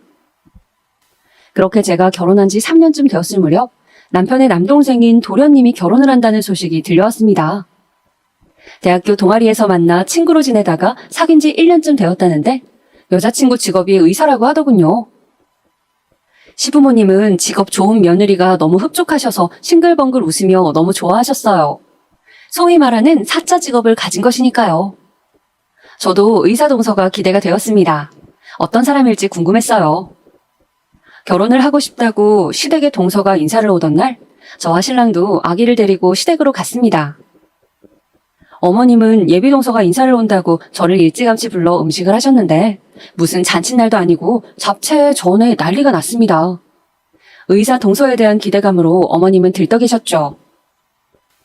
얘 직업이 의사면은 맛있는 것도 많이 먹고 그러겠지? 내 음식이 입에 안 맞다고 하면 어떡하지? 맛있어야 할 텐데 걱정이다. 어머님 며느리 들어오는 건데 뭘 그렇게 신경을 쓰세요? 보통 며느리가 아니잖니. 의사잖아. 우리 집에서 변변히 결혼할 때 재산을 뚝 떼줄 수 있는 것도 아닌데 결혼하겠다고 해주니 얼마나 고맙니? 이제 우리 둘째 아들은 아주 팔자가 폈어. 이 애랑 결혼하고 애만 하나 낳으면 그 후로는 인생이 아주 그냥 탄탄대로라고 김도사가 그러더구나. 김도사는 어머님이 맹신하는 그 무당의 이름이었어요. 저는 어쩐지 오늘은 무당 이야기를 안 하신다 했는데 드디어 또 등장하는구나 싶었습니다. 그래서 내친 김에 더 여쭤보았죠. 그럼 어머니, 저는 둘째를 내년에 낳는 게 좋대요? 그래, 너는 올해가 가기 전에 꼭 아기를 가져서 내년에 둘째를 낳으면 좋다고 하더구나. 그러면 그 둘째가 커서 너희 부부에게 큰 복을 가져다 준다는구나. 도련님은 오늘 오시는 분과 결혼하면 제일 좋고요. 그래, 결혼하고 5년 안에 아기를 꼭 가져서 출산하면 이혼하지 않고 100년애로 한다고 했어. 김도사가 얼마나 용한지 그동안 못 맞춘 게 없다고. 그렇게 너희와 둘째네 앞길 좋게 만들어주고 나면 나는 이번 생에 내 할 도리는 다 한 거라고. 그 후부터는 마음 편한 노후를 보내면 된다고 하더구나. 저는 무슨 하늘의 계시라도 받은 듯한 어머님의 비장한 태도에 더욱 어이가 없었습니다. 어떻게 점을 적당히 믿어야지 저렇게 맹신할 수가 있는지. 아무튼 그렇게 전을 뒤집고 나무를 묻히고 난리 부르스를 춘 다음 드디어 예비 동서가 도착했습니다. 띵동. 어서 와요. 실례하겠습니다. 등장한 동서는 호리호리한 몸에 의사다운 지적인 외모를 가진 사람이었습니다. 저는 괜히 의사라고 하니 그런지 몰라도 똑똑해 보이는 사람이라는 생각이 들었죠. 첫 만남이라 그런지 동서는 말을 많이 하진 않았고 그저 결혼해서 잘 살겠다고 하는 것이었어요. 산부인과로 전공을 택했다는 동서는 자신도 얼른 아기를 낳고 싶다고 웃으며 말했죠. 그리고 결혼 준비와 관련한 비용 문제 같은 것은 부모님들 신경 쓰실 것 없이 도련님과 둘이 알아서 해결하겠다고 하더군요. 시댁에서는 돈도 필요 없다고 하니 좋아 죽으려고 하시더군요.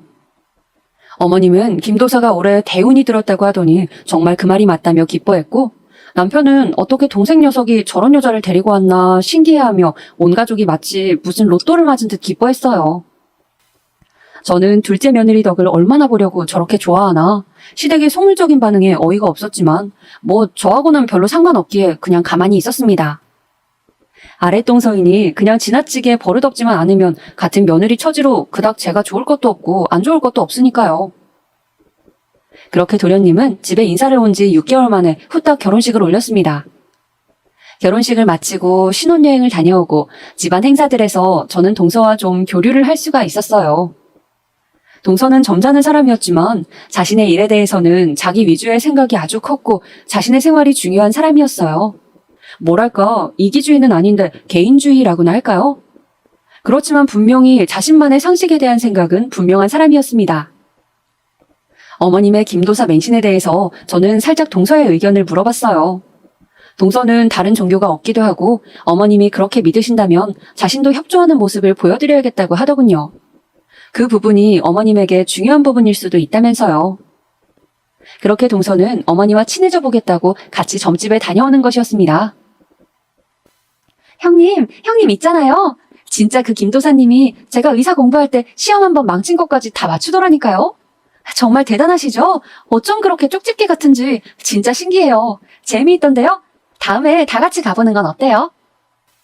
사실 어머님이 저한테도 김도사에게 같이 가보자고 여러 번 말씀을 하셨지만 저는 천주교이고 그런 것을 워낙 믿지 않기에 따라가지 않았었습니다. 나는 그런 걸 잘 안 믿어서. 한번 가보시면 완전 놀라실 건데 아쉽네요. 근데 동서는 의사인데도 그런 걸 믿어? 의사는 어떻게 보면 일종의 과학자지만 세상에는 인간의 힘으로 안 되는 것들도 많이 있으니까요. 그렇게 동서가 우리 집안에 적응하려고 애쓰고 있는데 저와 어머니 사이에 좀 트러블이 생겼습니다. 바로 제가 최초로 김도사의 말을 어기는 결정을 하게 된 것이었죠. 어머니께서는 올해 안에 아기를 가지라고 했는데 저는 당시 허리가 무척 안 좋았거든요. 그래서 그냥 둘째 가지기를 잠정 포기했어요. 제 결정을 말씀드리자 어머님은 저에게 화를 내셨죠. 첫째야, 내가 둘째를 꼭 가져야 한다고 했잖아. 왜 내 말을 안 듣니? 어머님, 아시다시피 제가 11월에 교통사고가 나서 허리가 아직도 너무 아파요. 애가 보채서 좀 안아주기라도 하면 온 다리가 저릿저릿해서 계속 누워있어야 하는데 어떻게 임신을 하겠어요? 제 몸 완전히 아작나는 일인데. 그래도 김도사가 그렇게 하라는데 그렇게 해야지 어떡하니? 그게 너희들한테 제일 좋은 일이라고 하는데. 그래도 저는 못 가져요, 어머니. 죄송해요. 허리가 너무 아파서 침도 맞고 하는데도 전혀 차도가 없는데 무슨 아기를 가져요. 저는 그렇게 어머님이 이야기한 김도사의 말을 처음 어겼습니다. 처음 뵀을 땐 그 푸근한 인상은 어머니 말을 잘 들을 때뿐이었어요. 제가 김도사의 말을 한번 어기자 어머님께서는 그 후로 제 욕을 하시며 계속 화를 내시고 꼬투리를 잡으셨습니다. 아기를 꼭 가져야 한다던 그 해를 넘기고 1년이 더 지났을 무렵 이번에는 화살이 동서를 향했죠. 김도사가 이번에는 동서에게 아기를 가져야 한다고 늦어도 3년 안에는 가져야지만 가정이 평안하다고 이야기를 한 것이었습니다. 동서도 안 그래도 아기를 가지려 했다며 자연 임신을 시도했지만 6개월이 지나고 1년이 지나도 임신이 잘 되지 않았어요. 그러자 동서는 자신이 산부인과 의사라서 그런지 아주 적극적으로 난임 시술을 받고 임신 시도를 하였습니다. 그러나 동서는 아기가 잘 들어서지 않는 몸인 것 같았어요. 몇 번의 시험관 시술에서 실패를 하고 또 몇 차례의 계류 유산을 겪어야 했습니다. 동서는 한 번은 너무 힘들다며 저에게 부럽다고 하더군요. 어버이날이라 함께 가족끼리 밥을 먹고 있을 때였습니다. 마침 정원이 있는 식당인지라 저는 밥을 다 먹고 놀고 싶다고 보채는 아이를 식당 마당에서 뛰어놀게 하고 있었어요. 동서는 웃고 있는 저와 아이의 모습을 보더니 말하는 것이었습니다. 지금 이 순간 저는 세상에서 형님이 제일 부러워요. 동서가 내가 부러울 게 뭐가 있어. 조카도 너무 귀엽고 예쁘고 건강하고 그냥 아기를 가지고 낳고 키우고 있는 형님이 너무 부러워요. 요즘 병원에서 임신한 환자들만 보면 제가 정신을 못 차리고 쳐다본다니까요. 너무 부러워서요. 동서, 스트레스 너무 받지 마. 아기는 하늘이 점지하는 거라고 하잖아. 형님, 저는 살면서 제가 꼭 해야겠다고 마음먹은 일은 대부분 이루고 살았어요. 그런데 임신이 이렇게 어려울 줄은 생각도 못했네요.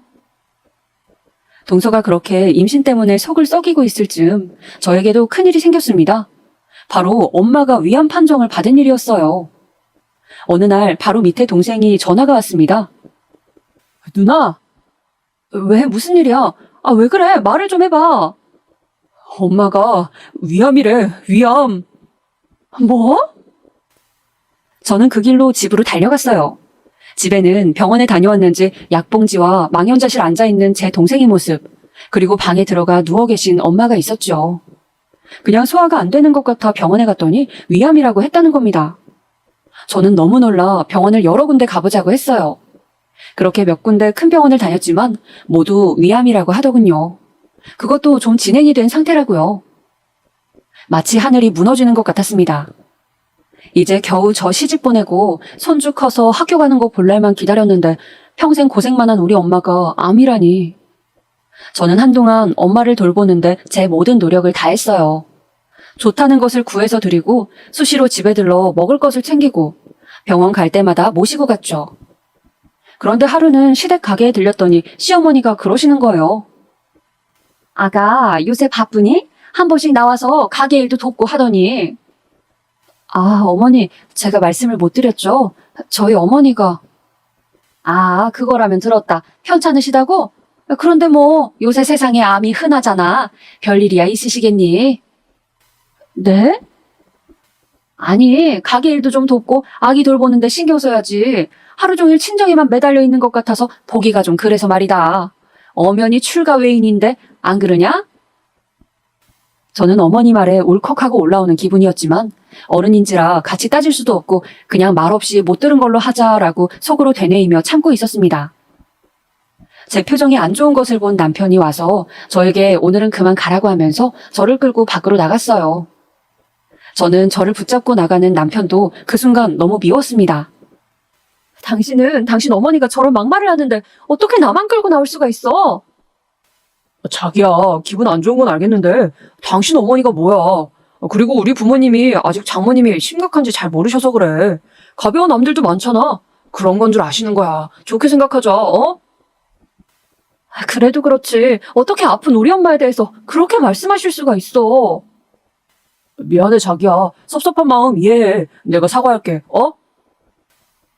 저는 간신히 섭섭한 마음을 추스르고 남편의 사과를 받았죠.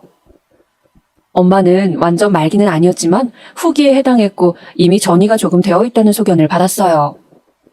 수술을 하기로 했는데 수술 당일에 초조하게 기다리고 있던 저에게 더 힘든 소식이 들려왔습니다. 6시간에서 8시간 정도는 걸린다고 했는데 1시간 만에 의사가 밖으로 나와서 저에게 그러는 것이었어요. 생각보다 여러분이 전이가 많이 되어서 수술을 하기가 힘들다고요. 아무래도 수술 없이 항암을 하셔야 할 것 같다고 했습니다. 정말 설상가상이었어요. 제가 생각한 것보다 엄마는 더 상태가 안 좋았습니다. 아버지가 엄마를 간병해야 하는 상황이 길어지면서 친정의 형편은 더 안 좋아졌어요. 당장 남동생도 아직 대학생이었고 돈이 빠듯한 상황이었죠. 저는 제가 모아두었던 비상금을 일단 아빠에게 드렸어요. 결혼하면서 가지고 갔던 돈이었죠. 급한 병원비 이걸로 일단 쓰고 생활비에도 보태라고 1,000만 원을 드렸습니다. 아빠는 이런 돈을 내가 너한테 줘야 하는데 미안하다고 눈물을 보이셨어요. 저도 아빠 손을 붙잡고 함께 울었죠.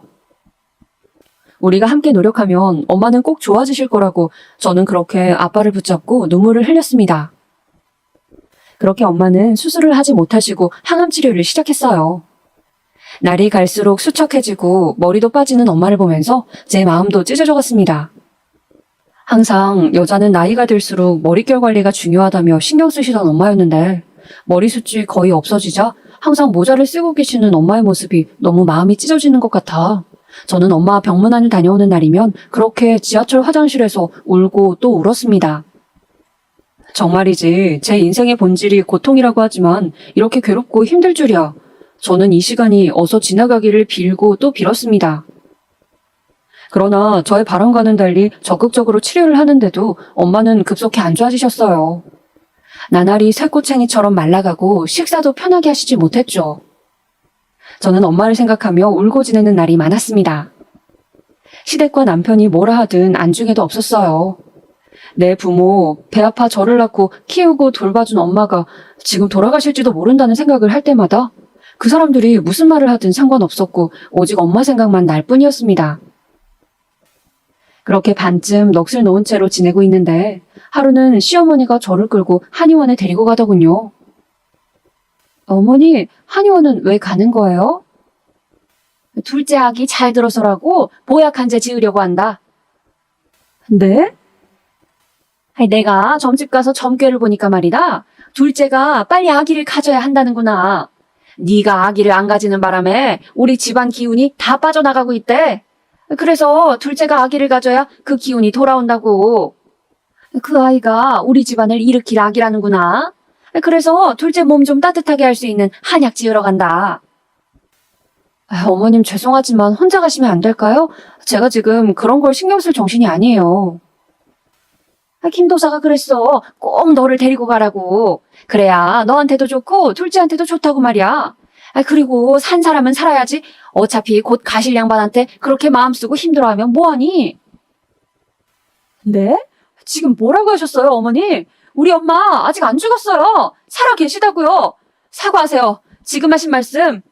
어떻게 그런 말씀을 표정 하나 안 바뀌고 하시는 거예요? 저는 순간 악에 받쳐 소리를 질렀습니다. 어머니는 소리를 지르는 제가 창피했던지 저를 끌고 한의원 밖으로 나와 화를 내셨어요. 아니, 그러면 네 할 일은 하나도 안 하고 친정부모에 미쳐서 있는 너를 언제까지 내가 봐주니? 제 할 일이 뭔데 그러시는 거예요? 뭐긴 결혼했으면 그 집안이 잘 되도록 힘써야지. 집에서 밥만 축 내고 친정 쏘다니는 게 네 할 일인 줄 아니? 어느 정도껏 돼야 넘어가지. 누구나 집에 아픈 환자 한 명쯤은 있어. 왜 이렇게 유난이야? 탁! 저는 너무 화가 나서 어머니의 손을 뿌리치고 그 자리에서 나와버렸습니다. 그날 저녁이었어요. 당신 엄마 뿌리치고 가버렸다며? 어머님께 이야기를 들었는지 남편이 저에게 따지고 드는 것이었습니다. 나 오늘도 엄마 병실에 갔어야 했는데 엄마 혼자 있는 날이란 말이야. 근데 동서 한약 짓는데 왜 나를 데리고 가시냐고. 어머니 진짜 왜 그러신데? 아니, 나이든 양반이 점을 좋아하니까 그 점쟁이가 하는 말을 좀 믿고 따라할 수도 있는 거지. 그게 좀 이해가 안 돼도 노인 비위 좀 맞춰준다 생각하고 하는 신용이라도 하고 좋게 좋게 말씀드리면 안 돼? 왜 집안을 시끄럽게 분란을 만들어? 당신 지금 말 다 했어? 지금 이 상황이 내가 분란을 만든 거라고? 분란을 만드는 사람이 누군데 그래? 저도 남편에게 질세라 악에 받쳐 소리를 질렀습니다. 남편은 제가 악다구니를 쓰며 대들자 고개를 절레절레 흔들며 옆방으로 가버리더군요. 저는 친정엄마가 아프자 시댁 식구들과 남편의 태도를 보고 정말 결혼을 후회했습니다. 아무리 그래도 내 부모가 이렇게까지 아프다는데 어떻게 이런 식으로 할 수 있는지 정말 좋게 생각해보려고 해도 용납이 안 되는 모습들이었습니다.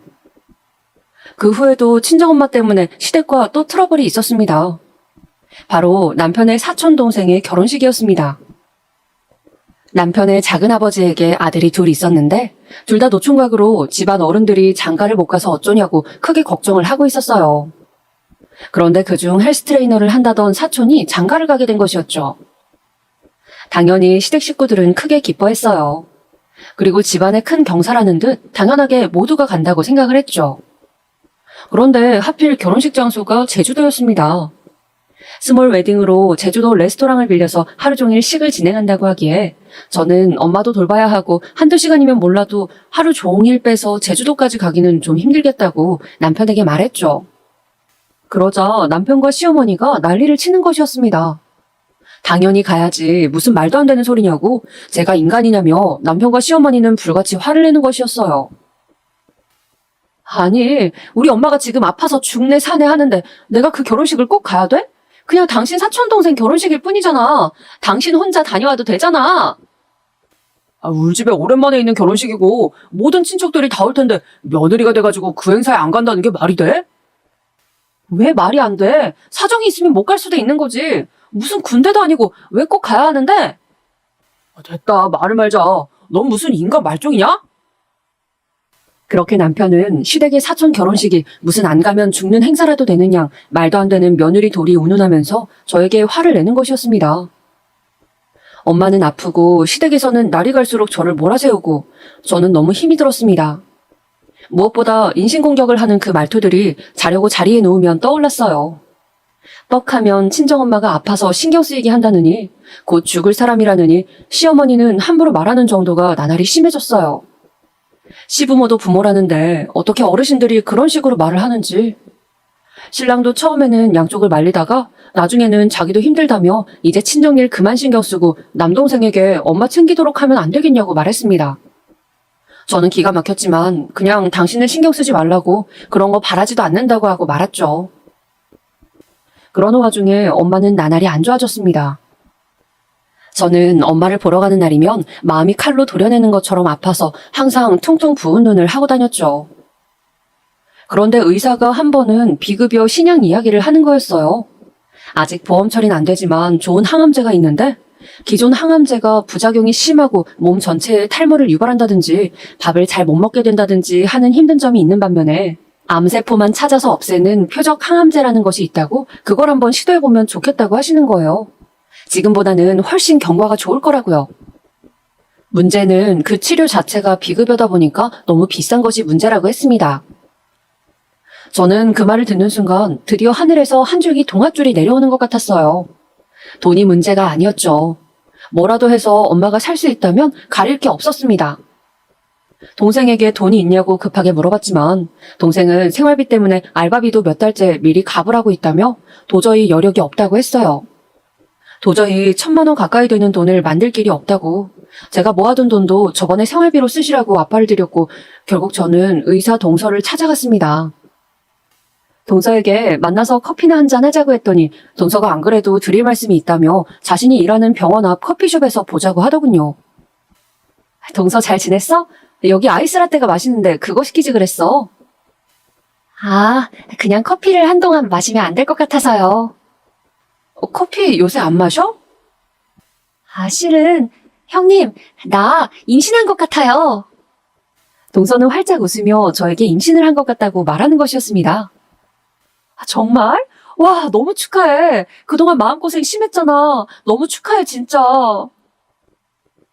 저는 엄마의 간병으로 지쳐있던 중 기쁜 소식을 듣게 되어 좋았습니다. 저 역시 동서의 임신 소식을 기다리고 있었고, 동서가 얼마나 그동안 힘들어했는지 알고 있었으니까요.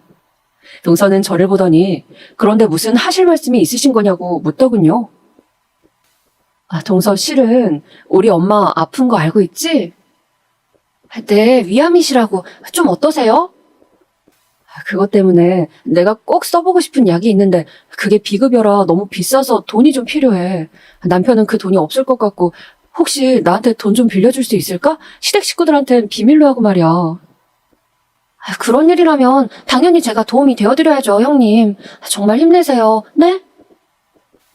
고맙게도 동서는 자신이 모아둔 비상금이 있다면서 저에게 선뜻 돈을 빌려주었습니다.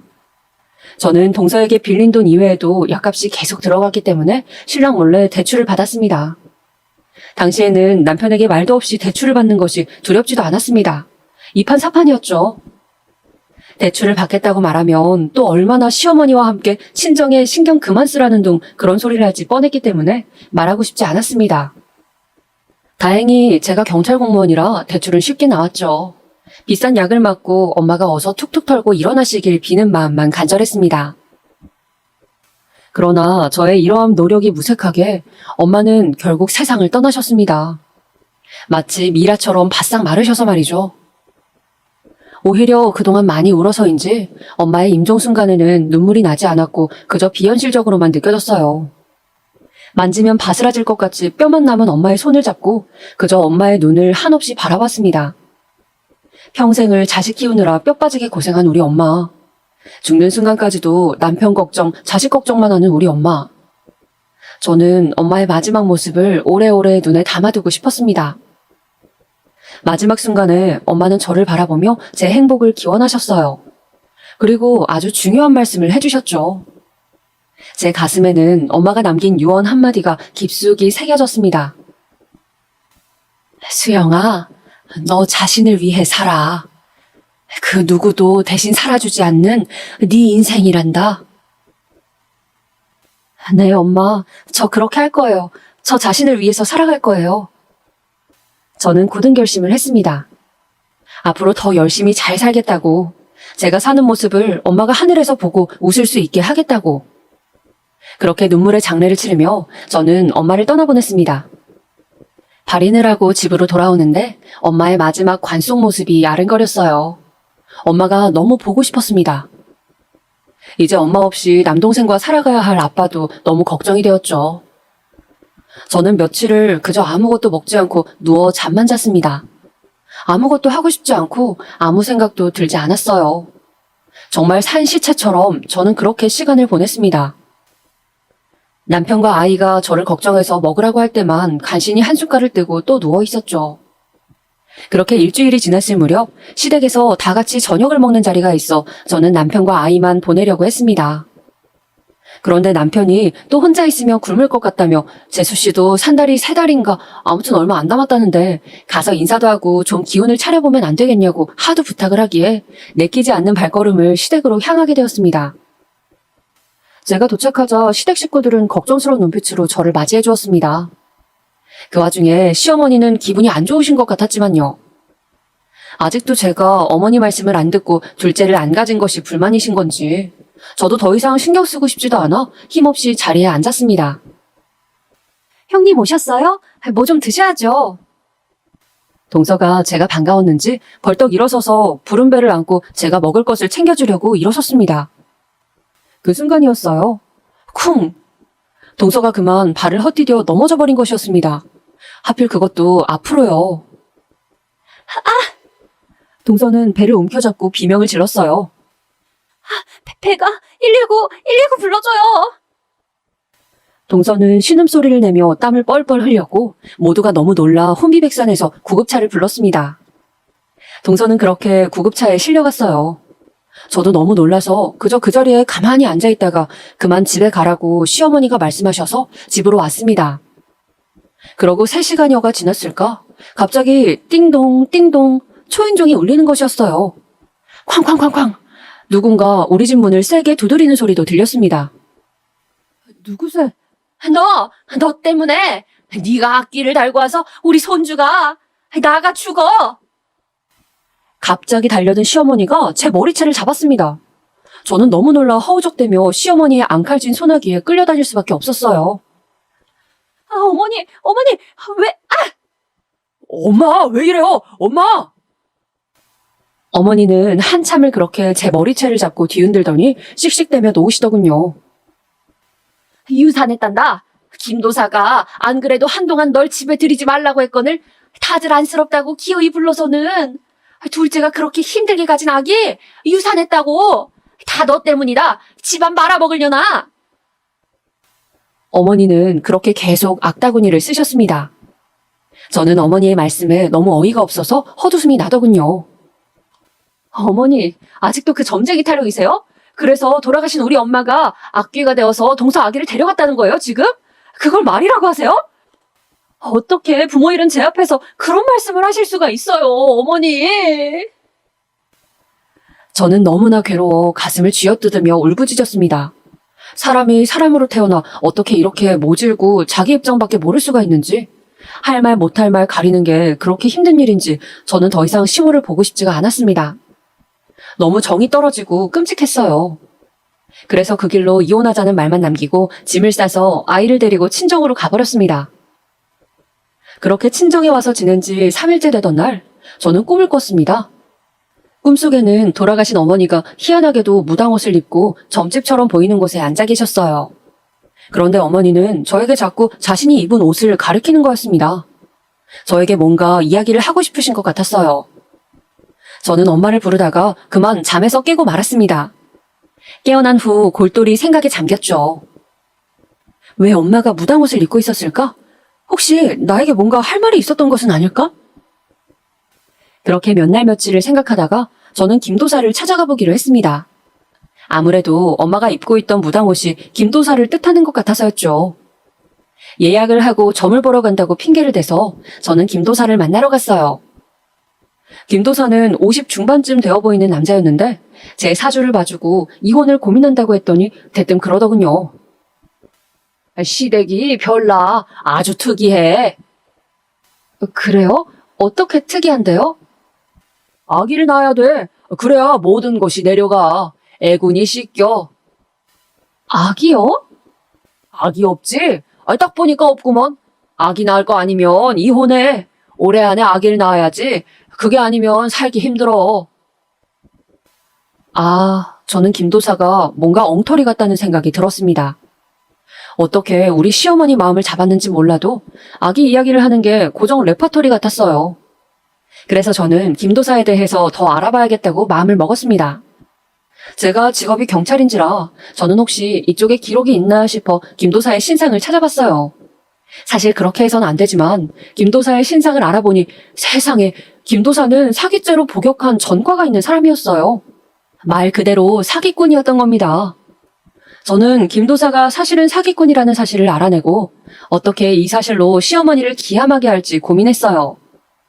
이혼은 당연히 할 거지만 감히 우리 엄마에게 악기라고 한 그 노망난 인간을 가만두고 싶지가 않았습니다. 그래서 저는 경찰복을 입고 어머니가 점집에 가셨을 때 들이닥치기로 했어요. 다른 경찰 친구에게도 그냥 옆에만 서 있어 달라고 부탁을 했죠. 물론 제 명찰이나 이름은 가리고 저도 최대한 얼굴을 가렸습니다. 어머니는 한 달에 한 번씩 주로 주말에 김도사를 찾아가셨어요. 저는 동서에게 연락해 아기가 그렇게 된 것 정말 유감이라고 말했습니다. 동서는 다행히 시어머니처럼 그렇게 점을 맹신하는 것은 아니었어요. 그냥 그 아기의 운명이 그런 것이라 생각한다며 자신이 넘어지는 바람에 괜히 집안에 분란을 일으켰다며 저에게 사과를 했습니다.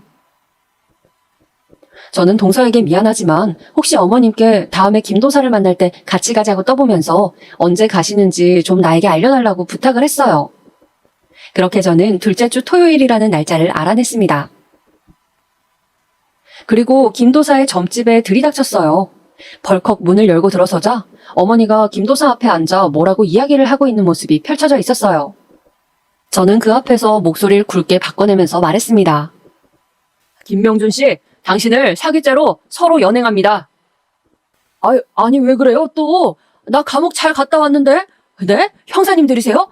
아이 참, 아줌마 일단 나가요. 네? 나가 계세요. 이분 역술인 아닙니다. 역술인 사칭하는 사기꾼이에요. 예? 어머니는 큰 충격을 받으신 듯 비틀거리며 일어서시더군요.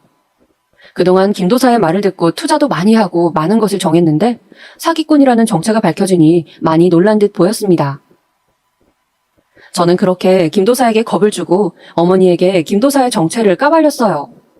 물론 제 직업을 이용한 것은 잘못했다고 생각하지만 그 당시에는 저도 눈이 뒤집혀서 뭐라도 하고 싶었습니다. 제 시기에 어떤 복수였던 것이죠. 그리고 저는 남편에게 이혼 소송을 걸었어요. 그동안 점을 맹신하는 시어머니에게 구박을 당한 점과 남편이 이를 방관했다는 점, 친정엄마가 아플 때 언행까지 모조리 말해 위자료를 받아내고 양육권, 친권을 모두 가지고 왔습니다. 물론 이혼을 하는 것이 저라고 쉽진 않았어요. 아이가 있기 때문이죠. 그런데 도저히 엄마가 아플 때 시댁 식구들이 저에게 했던 행동들이 계속 떠올라서 그들을 용서할 수가 없었습니다. 얼굴을 보고 살아갈 자신이 없었다고 할까요? 정말 제 인생에서 도려내고 싶은 기억들이었으니까요. 무엇보다 계속 점쟁이 타령을 할 수도 있는 시어머니가 싫었고 결혼 생활을 유지한다면 그런 어머니 말씀을 또 따라야 하는 저의 신세가 싫었습니다. 정말이지 다시는 시어머니 얼굴을 보고 싶지가 않았거든요. 말 그대로 지긋지긋하다고 할까요? 그렇게 소송을 거쳐 힘들게 자유의 몸이 되었습니다. 돌이켜 생각해보면 그때 어머니가 꿈에서 저에게 무당옷을 입고 나타나신 것은 지금 생각해도 신기한 일인데 어머니가 딸인 저를 지옥 같은 시댁에서 구해준 것이 아닐까 하는 생각을 합니다. 무엇보다 제가 드리고 싶은 말씀은 종교든 점이든 뭐든 너무 맹신하는 것이 얼마나 위험한 일인지 많은 분들이 알았으면 좋겠습니다. 다른 사람에게 특히 그런 것을 강요하는 것은 또 다른 형태의 폭력이라는 것도요. 이혼 후 건너 시댁 소식을 들으니 김도사가 사기꾼이라는 걸 알고 어머님은 다른 점집을 또 다니기 시작했는데 거기서 말한 대로 투자를 했다가 많은 손해를 입고 망연자실하신 상태라고 들었습니다. 어머니는 김도사가 사기꾼인 걸 알고도 또 다른 점쟁이에게 간 것이죠. 도대체 그렇게 당하고도 왜 아직도 정신을 못 차리시는 건지 그냥 평생 저렇게 사실 것 같습니다. 지금까지 제가 어떻게 이혼을 하게 되었는지 그 눈물 나는 사연을 말씀드렸는데요. 들어보니 어떠신가요? 정말 기구하지 않나요? 지금까지 제 이야기 들어주셔서 감사하고 또 구독자분들의 가정은 저와 달리 항상 평온하시고 행복하시기를 기원하겠습니다. 제가 이렇게 남들의 행복을 빌어줘야 저에게도 다시 행복이 오지 않을까요? 그럼 오늘 하루도 즐겁게 보내시길 바랍니다.